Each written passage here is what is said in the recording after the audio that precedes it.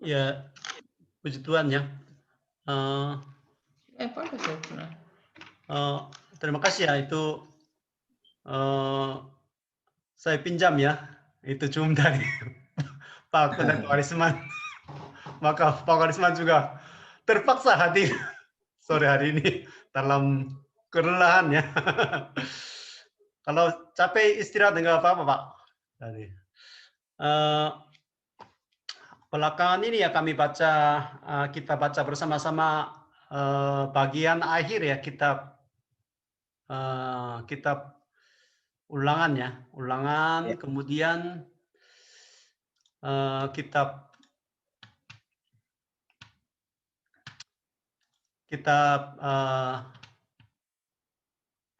Yosua hari ini pasal yang pertama ya, pasal yang pertama. Oke, saya menjelaskan ya garis besar ya. Sebelumnya mau hafal ayat hafalan bersama-sama dulu ya, bersama-sama dulu karena ayat hafalan ini juga penting ya, penting. Nah, di minggu ini ayat hafalan minggu ini kekuatan. Filipi 4 ayat 13. Jadi buka suara ya, emut baca bersama-sama. 1, 2, 3. Kekuatan Filipi 4 ayat 13.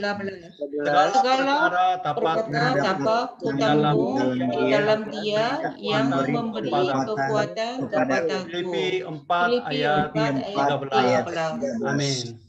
Amin. Jadi orang percaya diperlengkapi ya, diperlengkapi. Itu salah satunya kekuatan. Di sini segala perkara itu biasanya sering salah paham. Segala perkara di sini bukan hanya hal menyenangkan ya, tetapi segala perkara itu dari Rasul Paulus itu sengsara.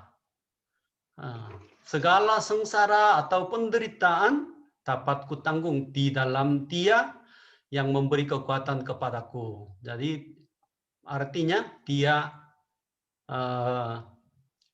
siap ya menanggung segala penderitaan karena Yesus Kristus, tapi diberi kekuatan.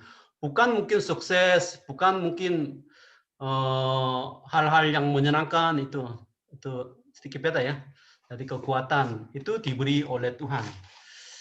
Kemudian coba besarin ya halaman. Yang kedua program yang baru ya bulan ini ya. Bulan baru ini halaman bagian depannya ada katekismus kecil Westminster, itu yang baru. Jadi setiap kali saudara memulai membaca satu pasal, coba menghafal ya ayat mingguan tadi ya kekuatan, kemudian baca ini setiap hari. Katekismus kecil Westminster.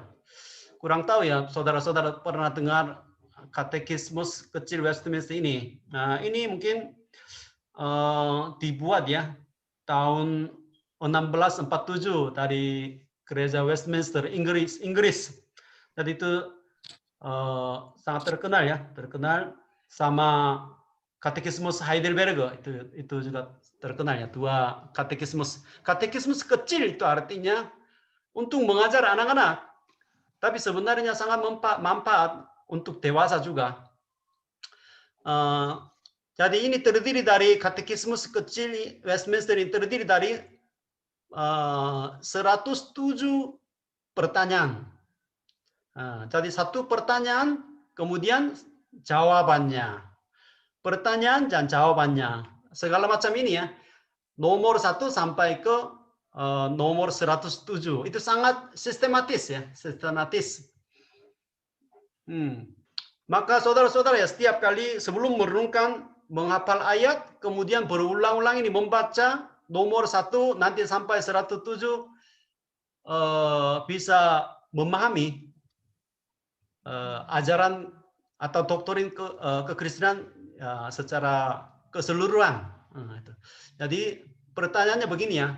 Pertanyaan nomor 1 yang penting, apa tujuan umat manusia? Tujuannya memuliakan Allah dan bersukacita di dalam Dia untuk selama-lamanya. Kemudian mungkin di dalam buku renungannya ada ayatnya 1 Korintus 10 ayat 31. Di sini tidak ditulis ya. Kemudian apa pedoman yang Allah berikan kepada kita untuk menunjukkan kepada kita cara memuliakan Dia dan bersukacita di dalam Dia. Jadi pedoman apa yang Allah berikan untuk memuliakan Dia? Pedomannya firman Tuhan. Firman Tuhan.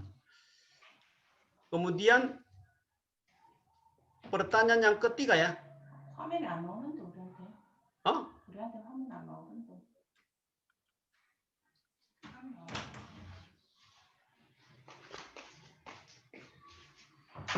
Kelihatan? Tidak, Bapak.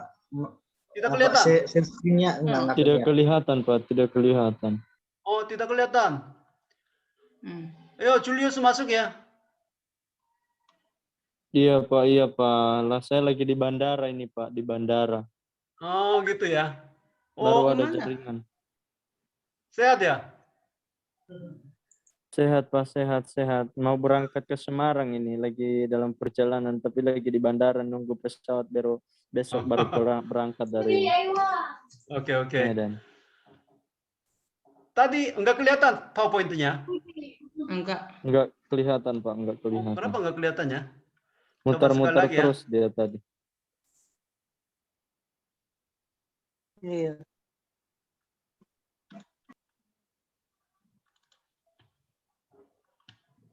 Loma kelihatan enggak? Nah, baru, Pak. Baru. Baru. Kelihatan ya, puji Tuhan. Baru kelihatan, Pak. Jadi ini di dalam renungan kita, buku renungan kita ada katekismus kecil Westminster. Ini kami baru dimulai. Setiap kali waktu saudara-saudara merenungkan firman Tuhan tadi ya, coba menghafal satu ayat berulang-ulang selama 7 hari. Kemudian coba baca katekismus ya, katekismus kecil Westminster. Ini yang sangat terkenal ya, dibuat tahun 1647.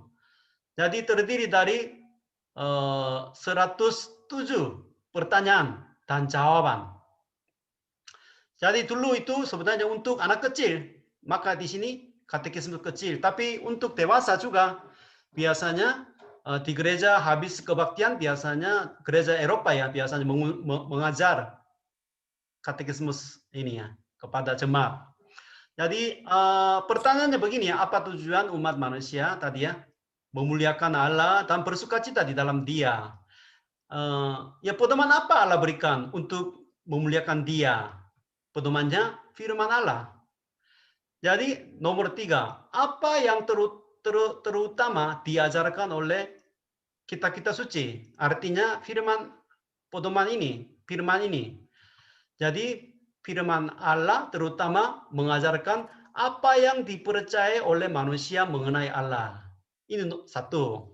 Kemudian apa tugas kewajiban yang pelaksanaannya Allah turut dari manusia. Jadi 2 bagiannya. Bagaimana kita percaya itu pertanyaan 1 sampai 38 tentang iman. Kemudian apa tugas kewajiban yang pelaksanaannya Allah tuntut dari manusia. Itu 39 nomor pertanyaan 39 sampai 107. Itu kewajibannya. Kewajibannya itu hukum Taurat. Maka di sini ada nama Allah, sehingga nomor 4, apa itu Allah? Siapa itu Allah? Jadi Allah itu roh yang tidak terhingga. Begini. Kemudian apakah ada lebih dari satu Allah? Itu pertanyaannya. Itu sering ditanya oleh orang yang beragama lain, orang yang belum percaya, itu hanya ada satu Allah, yaitu Allah yang hidup dan sejati. Ya seperti ini berulang-ulang ya, sehingga nanti bisa menjelaskan secara sistematis ya. Oke, saya jelaskannya tentang bagian yang terakhir ya, kitab Ulangan dan garis besar kitab Yosua. zaman dulu ya di dalam kitab Ulangan itu zaman dulu tradisi cara mengikat perjanjian zaman Musa. Jadi kalau mengikat janji harus ada dua pihak. Pihak A dan B ya. Jadi pihak A itu Ulangan pasal 1 ya. Itu pihak A Tuhan Yahweh. Kemudian pihak B itu bangsa Israel. Jadi pihak A itu pasal 1 Ulangan pasal 1 sampai 3 itu pihak A itu Tuhan itu tanggung jawabnya melindungi pihak B. Kemudian pihak B itu tanggung jawabnya menaati hukum Taurat, janjinya. Jadi pihak A, Allah melindungi umatnya wajib melaksanakan hukumnya, hukum Taurat itu. Jadi pasal 4 sampai 26 ya kewajiban bangsa Israel khususnya tentang hukum Taurat. Jadi kalau satu pihak mengingkari janji ya kutuk. Kemudian menaatinya dua jalan. Kemudian perlu saksi, dua saksi, yaitu memanggil dua saksi karena harus ada dua orang ke atas ya untuk menjadi janjinya sah. Dua saksi itu langit dan bumi itu saksinya. Kemudian untuk melaksanakan perjanjiannya dengan setia harus baca setiap 7 tahun sekali.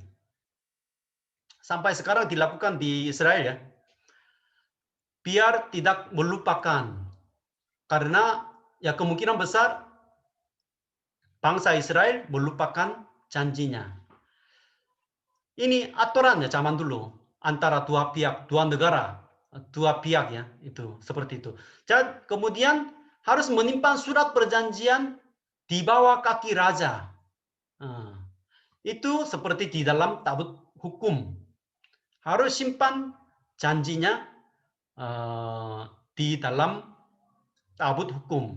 Itu cara mengikat janji zaman dulu. Jadi kitab Ulangan itu sesuai dengan cara mengikat tradisi ya, cara mengikat janji zaman Musa tertulis ya. Hari ini ya mau menjelaskan tentang khotbah yang ketiga. Jadi Ulangan ini tiga khotbah ya dari Musa. Yang pertama pasal 1 sampai 4. Khotbah yang kedua temanya tentang hukum Taurat ya. 5 sampai 26. Kemudian khotbah yang ketiga Musa sebelum meninggal dunia ya. Khotbah pasal 27 sampai 28. Kemudian tugas terakhir dari Musa itu bagian ini ya. Belajar bersama-sama. Jadi intinya pasal 4 sampai pasal 26 ya. Melalui khotbah yang kedua menjelaskan tentang hukum Taurat. Jadi ada dua jalan. Taat hukum Taurat itu maka diberkati. Kalau tidak taat dikutuki. Hanya dua jalan saja. Dua jalan. Tidak ada jalan lain. Neraka atau surga. Mati atau hidup ya. Itu dua jalan. Tidak ada jalan lain ya. Banyak orang berpikir mungkin ada beberapa jalan lain. Tidak. Alkitab menyatakan hanya dua jalan saja.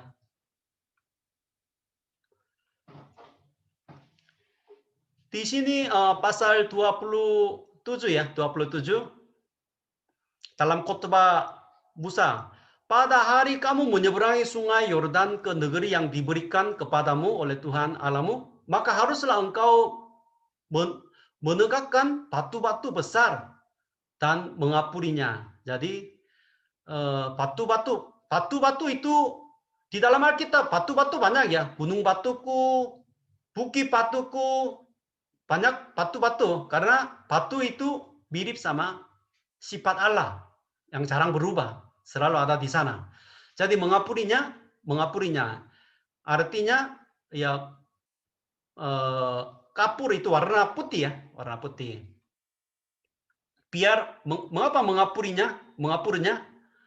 Biar jelas tulisannya. Hukum Tauratnya jelas. Kemudian harus kalau sudah masuk ke tanah janji, harus membangun mesbah bagi Tuhan. Suatu mesbah dari batu yang tidak boleh kau olah dengan perkakas besi. Tidak boleh diolah dengan tangan manusia, itu artinya. Tidak boleh mencampuri ya hal-hal manusiawi di dalam ibadah. Sehingga harus ambil batu alami untuk membuat mesbah. Maka kemudian ibadahnya korban keselamatannya. Karena ini semacam ucapan syukur. Karena bangsa Israel masuk ke tanah janji. Sehingga ibadahnya bukan korban bakaran, korban keselamatan. Korban keselamatan ini semacam ucapan syukur, ibadah ucapan syukur. Maka memakannya di sana dan bersukaria di hadapan Tuhan. Jadi itu di gunung bukit ya, bukit Zaitun ya. Bukit Zaitun itu banyak kuburan. Orang Yahudi mau dikuburkan di Bukit Zaitun. Kalau Bukit Zaitun penuh dengan kuburan. Karena ada nubuat Zakaria ya. Nanti Mesias akan datang berdiri di Bukit Zaitun. Maka mereka mau menyambut Mesias di Bukit Zaitun. Sehingga mau dikuburkan di sini. Tapi kuburan mereka itu biasanya banyak batu, bukan bunga ya. Bunga. Mereka membawa batu sebagai bunga di Indonesia ya biasanya. Karena batu itu dianggap perlindungan, pertolongan, karena bersifat Allah. Maka namanya Ebenezer, pertolongan batu ya, Ebenezer. Kemudian 27 ayat 15 ya. Terkutuklah, itu 12 kali, ke-12 ucapan kutuk. Terkutuklah. Jadi kalau melanggar hukum Taurat, ya terkutuklah. Kemudian bangsa Israel, amin. Itu artinya setuju, sepakat gitu ya. Amin. Percaya. Jadi berkat itu artinya apa? Itu penting ya. Berkat di dalam perjanjian, berkat itu waktu kita mendengar berkat harus ingat. Berkat yang pertama kali dipakai itu di dalam Alkitab Kejadian 1 ayat 28. Bertambah banyak, berkembang biak. Itu berkat ya, berkat. Jadi berkat itu banyak salah paham. Jadi berkat itu lebih jelas kepada Abraham. Berkat kepada Abraham itu negeri, tanah Kanaan, bangsa, penduduknya, kemudian keturunannya. Itu berkat ya, berkat. Sehingga di dalam perjanjian lama berkat itu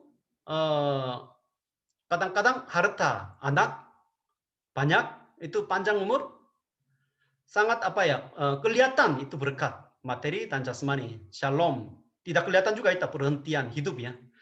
Tetapi berkat di dalam perjanjian baru itu berbeda artinya. Karena Yesus orang miskin, tidak panjang umur. Kan seperti itu ya. Maka perjanjian baru itu, karena itu perjanjian lama itu berkat jasmani atau yang kelihatan itu karena mereka belum dewasa. Tapi jemaat perjanjian baru yang sudah dewasa, berkat itu bersifat yang tidak kelihatan. Hidup yang kekal itu berkat. Yesus Kristus sendiri, kerajaan surga, upah dan mahkota kehidupan, ya keselamatan itu berkat. Tapi kutukan itu apa? Kutukan itu putus hubungan dengan Allah. Kebinasaan, neraka itu kutukannya. Jadi ada dua jalan. Berkat atau kutuk. Mau taat atau tidak. Jadi bangsa Israel semua itu amin ya, mengaminkan. Jadi di dalam pasal 27 dan 28 itu tentang berkat itu ayatnya sedikit. Misalnya pasal 28 itu ayat 1 sampai 14 itu tentang berkat. Tapi kutukan itu lebih banyak. 27 itu 12 ucapan kutuk, terkutuklah, terkutuklah. Kemudian pasal 28 ayat 15 sampai 68 itu berapa kali? 3 kali lipat ya. Lebih banyak kutukan. Kutukan jarang dikotbahkannya di dalam gereja. Tapi sebenarnya lebih banyak. Karena ya kemungkinan besar bangsa Israel tidak taat ya. Tidak taat pada hukum Taurat. Sehingga ucapannya kutukan itu lebih banyak di dalam Alkitab. Itu apa arti? Untuk menekankan ketaatan bangsa Israel pada hukum Taurat. Tetapi ungkap ini kutukan itu bukan mau betul-betul mau mengutuki, enggak. Jadi ini ungkapan Tuhan sebagai apa? Semacam ya kasihnya. Dalam sejarah bangsa Israel jarang pernah taat sehingga terkutuk. Sehingga nanti dipulihkan oleh Yesus Kristus. Jadi kehidupan ini mungkin kemungkinan besar ya sering gagal, tidak taat. Sehingga bagian kutukan, ucapan kutukan lebih panjang. Jadi kadang-kadang itu ada pertanyaannya, mengapa Allah menciptakan neraka ya? Jadi neraka itu tempat penghukuman untuk setan dan roh jahat. Tetapi banyak orang tidak percaya ya. Dan juga biar tidak ada yang masuk. Itu kehendak Tuhan. Bukan tujuannya orang berdosa dilempar ke neraka. Untuk itu Allah menciptakan neraka, tidak ya. Gereja Advent dan Saksi Yehova itu ajarannya tidak mungkin Allah yang Maha Kasih menciptakan neraka. Tidak, menurut ajaran mereka itu tidak ada neraka. Kemudian salah satu aturannya bangsa Israel masuk ke tanah Kanaan, mereka harus datang ke gunung Ebal dan gunung Gerisim ya, Gerisim. Gunung Ebal dan Gunung Gerisim. Mengapa mereka harus datang ke Gunung Ebal dan Gerisim? Itu pentingnya. Karena Sikem itu di mana ada Gunung Ebal dan Gerisim itu daerahnya Sikem. Sikem itu kampung halaman nenek moyang mereka, yaitu Abraham. Jadi Kejadian pasal 12 ayat 6-7 ya. Abraham pertama kali memanggil nama Tuhan, mendirikan mezbah di sana. Kemudian Yakub ya, Kejadian 33 ayat 19, dia beli tanah sehingga bangsa Israel yang menyeberang sungai Yordan, mereka pertama kali datang ke sini. Kemudian menyembah Tuhan, mengikat janji lagi di sana. Sehingga disuruh ya datang ke sana. Ini Gunung Gerisim dan Ebal. Sampai sekarang orang Samaria ya beribadah di sini, di Gunung Gerisim ya. Yohanes pasal 4 ya, Yesus dan perempuan Samaria. Perempuan Samaria bilang ya, nenek moyang kami menyembah di atas gunung ini.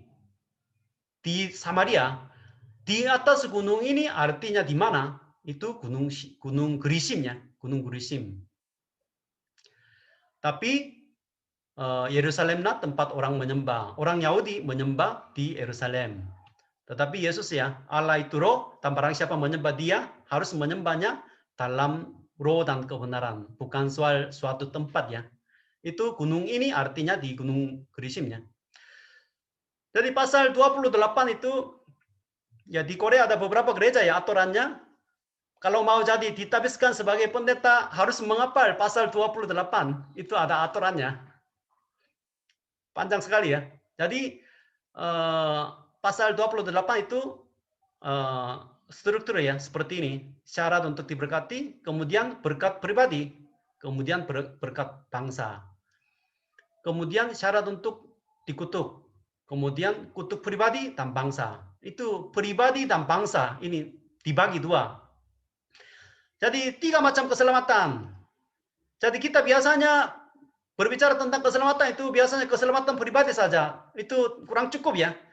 Keselamatan dunia itu penting ya. Bangsa, masyarakat itu harus diselamatkan. Kemudian keselamatan alam semesta. Alam semesta juga diselamatkan ya. Keselamatan itu konsepnya luas ya, bukan hanya seorang pribadi. Jadi ada 2 jalan. Kemudian pasal 29 itu perjanjian Moab ya. Renewal ya. Ini pembaruan perjanjian Gunung Sinai. Karena yang sekarang yang mendengar ya, khotbah Musa ini angkatan yang kedua, generasi yang kedua ya, yang belum pernah mendengar perjanjian Gunung Sinai ini. Sehingga ini mengikat janji kembali dengan Tuhan ya. Jadi di dalam Alkitab itu perjanjian itu penting. Perjanjian Allah itu 2 bagian, perjanjian lama dan perjanjian baru. Perjanjian lama itu perjanjian kepada Adam, Abraham, Ishak, Yakub. Kemudian ini perjanjian Gunung Sinai di Gunung Moreb ya, oleh Musa ya. Kemudian nanti Yosua perjanjian Sikem, kemudian perjanjian Daud. Jadi perjanjian Yeremia, perjanjian Yeskel, itu perjanjian lama. Perjanjian lama ini semua itu digagal karena ketidaktaatan bangsa Israel. Sehingga perjanjian baru itu digenapi oleh Yesus Kristus. Maka Lukas ya 22 ayat 20. Demikian juga dibuatnya dengan cawan sesudah makan. Ia berkata, cawan inilah adalah perjanjian baru. Perjanjian baru. Oleh darahku yang ditumpahkan bagi kamu. Perjanjian baru itu oleh darah ya. Itu sama. Perjanjian kepada Adam dengan kulit domba. Di Gunung Sinai ada darah domba yang disiramnya ke seluruh mesbah. Itu semua nubuat tentang Yesus Kristus ya. Pasal 30 itu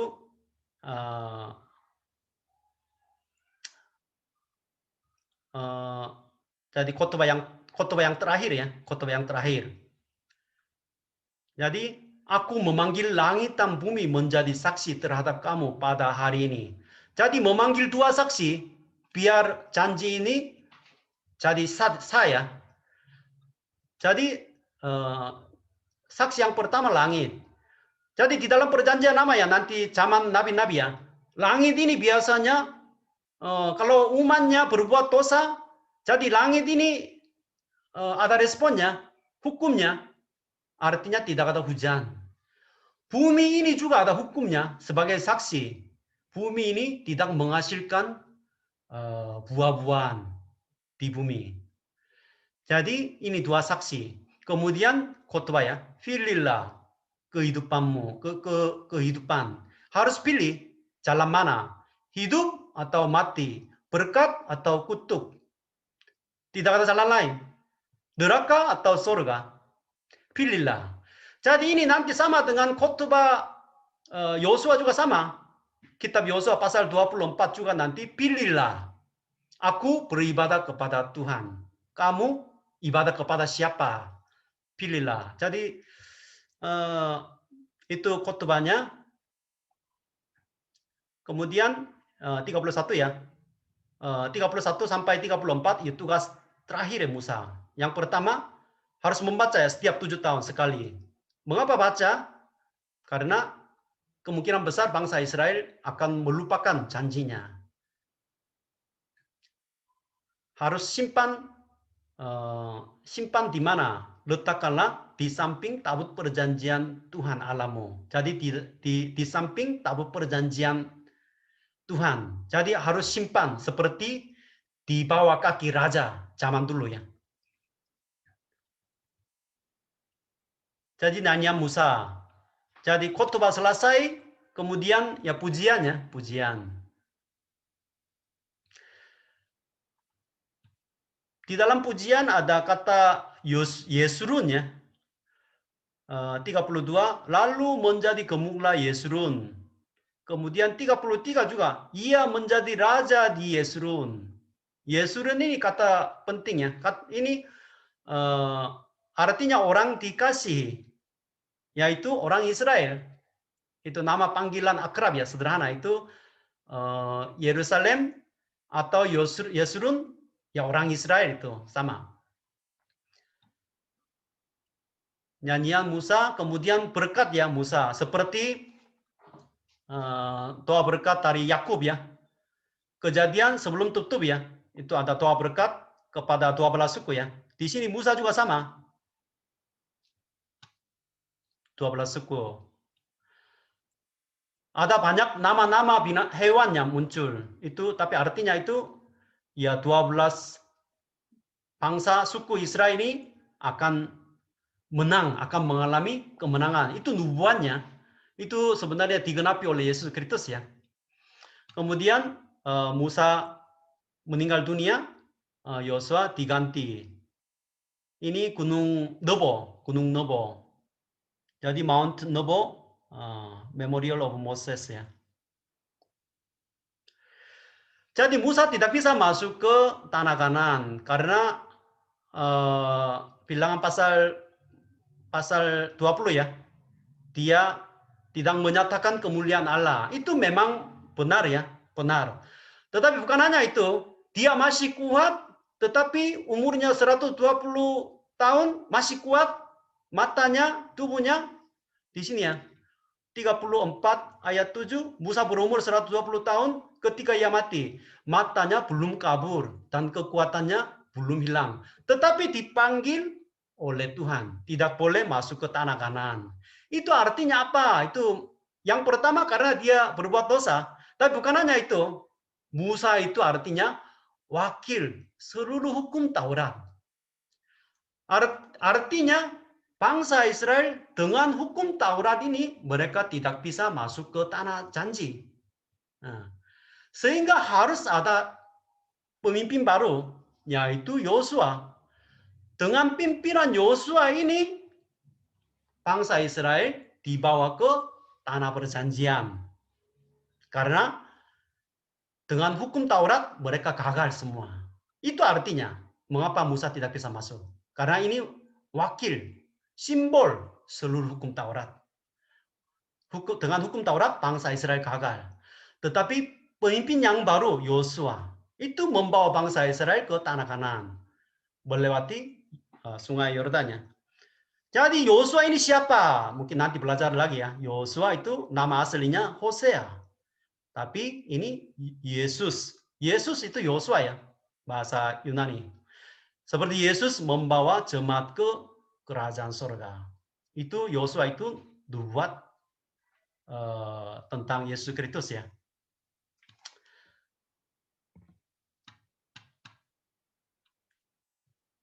Jadi ini kitab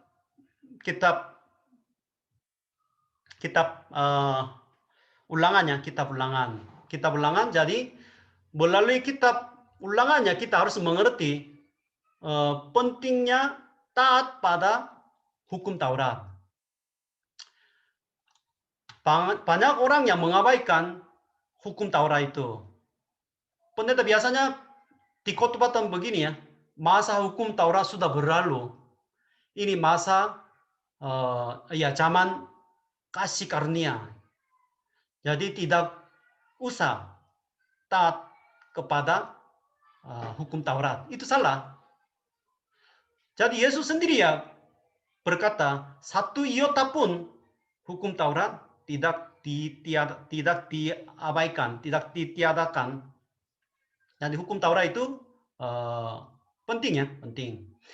Jadi tapi bukan untuk diselamatkan ya.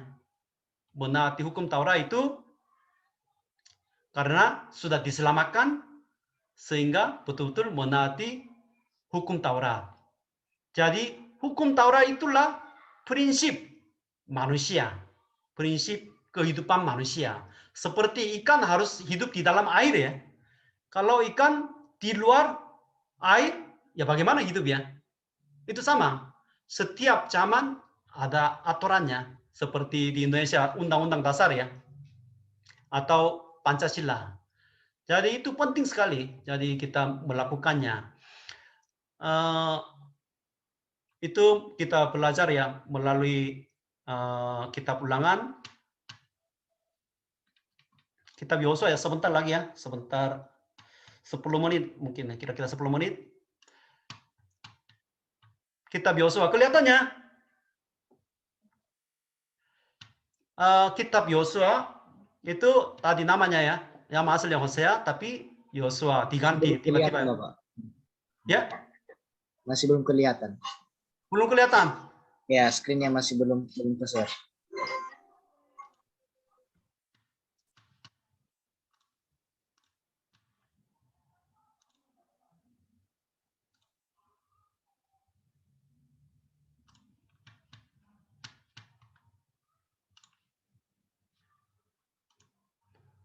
Kelihatannya? Masih belum juga. Oh, Belum Om, masih muter-muter.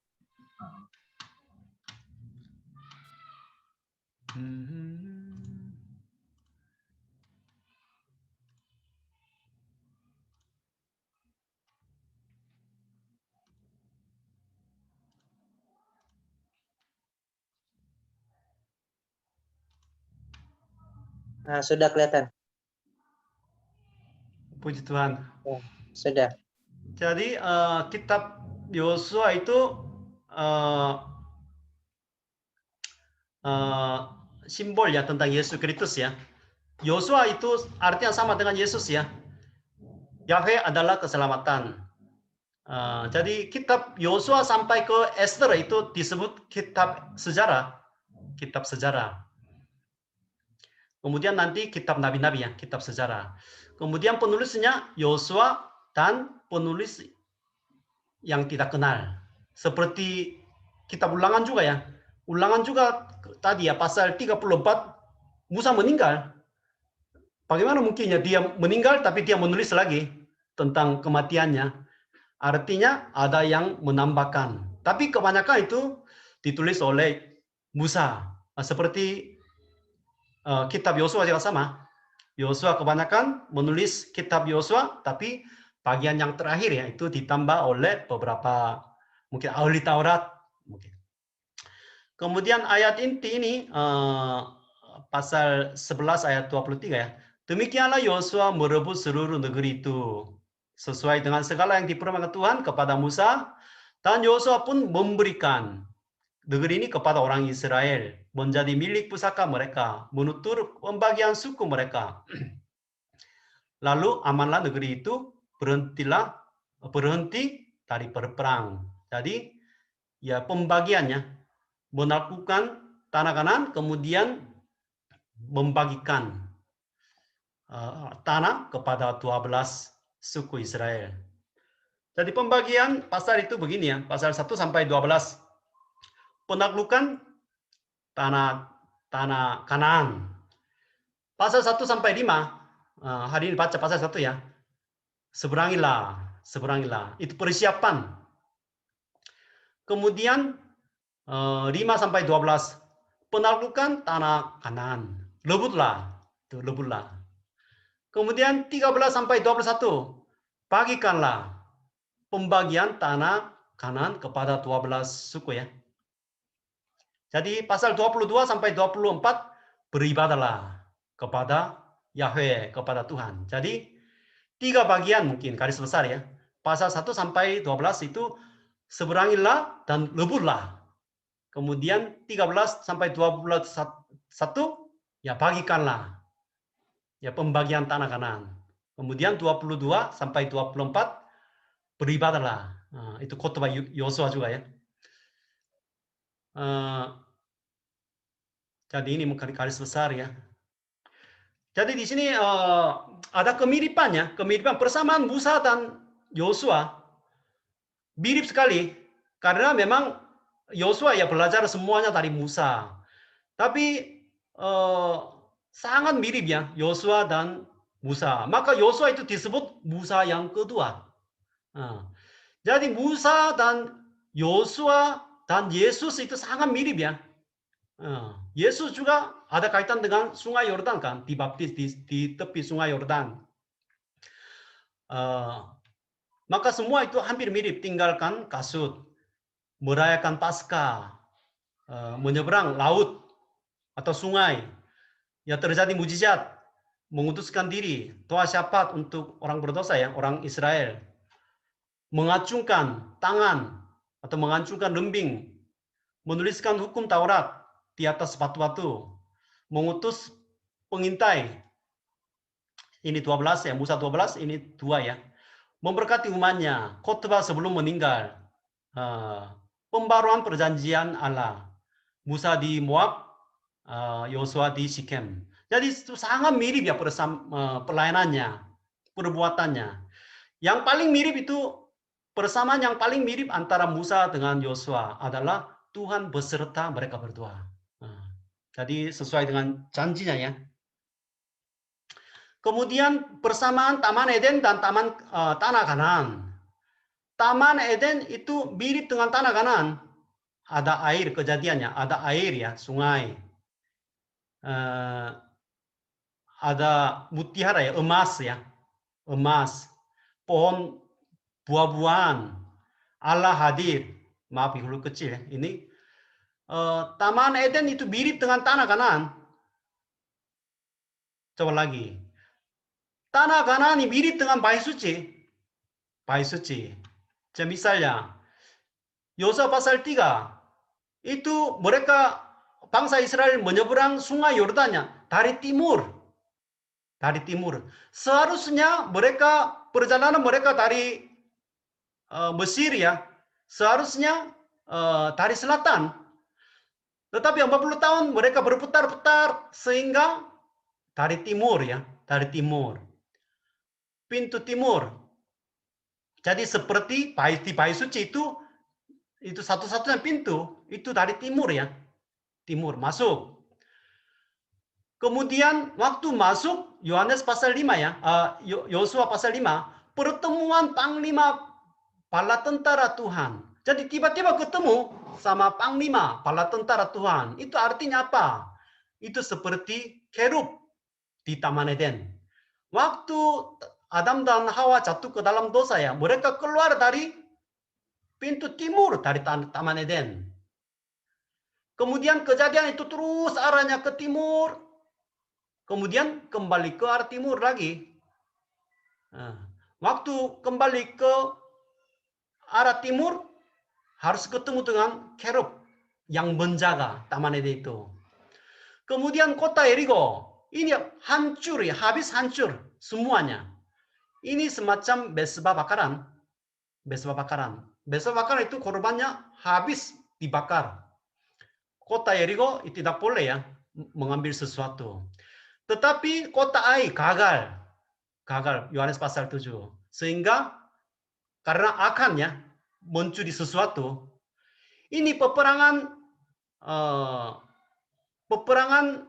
sama orang Kanaan itu namanya perang haramnya, haram. Herem, perang herem atau perang haram. Habis semua, tidak boleh ambil sebagian. Karena ini bukan peperangan biasa. Peperangan terhadap dosa 7 suku Kanaan juga. Tapi karena ada keserakannya, maka akan mengambil sebagian. Sehingga bertobatan. Bertobatan seperti bejana pembasuhan. Kemudian masuk, ini ruang suci, ruang roti sajian. Ini pembagiannya, pembagian tanah. Kemudian kandil juga pembagian, simbol pembagian tanah. Karena bercabang 7 ya, bercabang 7. Kemudian Yosua 23, mesbah itu ya beribadah, mesbah ukupan. Kemudian Yosua 24 yang terakhir ya, ini janji Sikem.